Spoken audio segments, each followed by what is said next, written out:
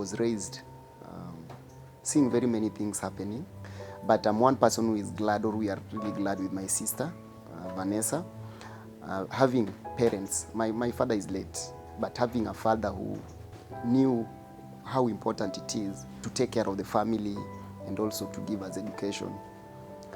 So looking into what was happening in Kuria here in our community and seeing things happening, it reaches a point whereby I said I must also stand in, because I could see even at some moment when we were growing, there was a lot of pressure. Though at some times we got opportunity not to school in Kuria here, because most of the time, like for me in high school, in primary high school, I did in Migori, though we are in one county, but in Migori, my sister could go, my sister got opportunity to go to Pangani Girls in Nairobi, so she could sometimes stay with the relatives, because my dad was trying to ensure that she's away from the community. And I came later on to realize the reason why he was doing that at that particular time. Kuria community, growing in this community, I've seen it is a patriarchal community whereby women and girls are still regarded as nothing. They don't have a voice. They don't have any decision about their bodies. When it comes to wealth, resources, you see? I'm one person who believes that every child has a potential, every child has a future, and we are all equal. The way I deserve education is the way my sister deserves. The way I deserve to be treated well, to be taken to school, to be fed, to be given basic needs, that is the way my sister also deserves. So that motivation has kept me going. Those who are sitting down to plan for FGM are men, for the girls and women. The cutters are women. They are being instructed by cultural elders. Such and such period, you are not supposed to cut. This is abandonment period. This period you will cut. Giving instruction. So we really need to look into how can we bring men and boys into the picture. Men are like catalysts when it comes to ending FGM. If a man stands in the homestead, in the household, and say, I'm not going to accept FGM in this house, because it's still patriarchal, there's a movement called MenEndFGM.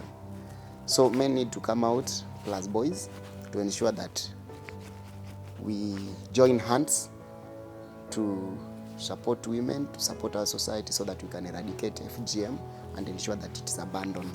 So you supporting a woman does not mean that you will be less of a man. Supporting a woman is your sister. Maybe she can be your sister, your aunt, your mother. They are human beings.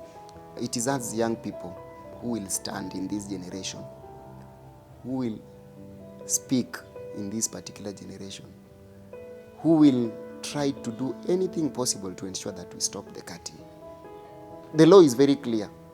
The Constitution is very clear about harmful cultural practices.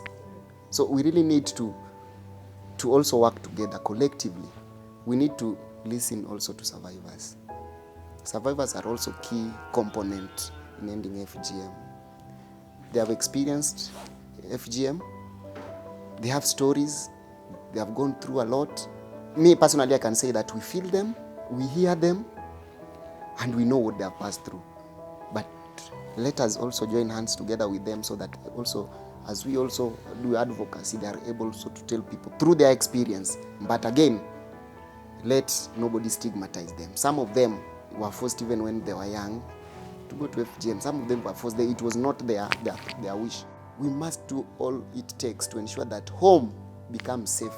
In fact, this issue of saying rescue center, temporal and all that, we don't want that thing. In this generation as young people, we don't want it. We want home to be the safest place that you can be, to achieve your dreams, to work on your life, on your future, and get that what you want.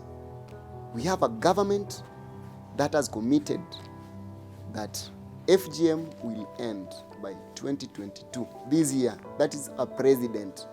We don't want to ask ourselves how, but FGM must stop. I want to tell that girl who is looking into the future and asking herself, with all the barriers, all the harmful practices happening in the FGM, child marriage, I want to tell her that there is hope. We are not going to rest until we ensure that we get a free, just, and transformed society where everybody feels safe. We don't want even one girl to be a statistic of FGM. You must stand firm. You must voice out. You must speak. You must report. You need to have that voice to tell us. Tell the community. Tell people around you that you confide in. Tell the government when you see somebody want to ruin your future. Somebody is a stumbling block, becomes a barrier to that future that you want, that doctor you want to be, the nurse you want to be, the neurosurgeon you want to be, the teacher, the best teacher you want to be, those lawyers that you know, those women who have make it in political, in social, and whichever sphere of life that you can know. When you look at Martha Karua, when you look at Harris, when you look at those great women who have achieved, their society were not favorable the way even it's not favorable to you. They were going to school, even they didn't have anything to put on their feet. But it is because of resilience, it is because of patience, it's because of hard work, and it's because of holding on strong. So hold on to that education, because education is the surest way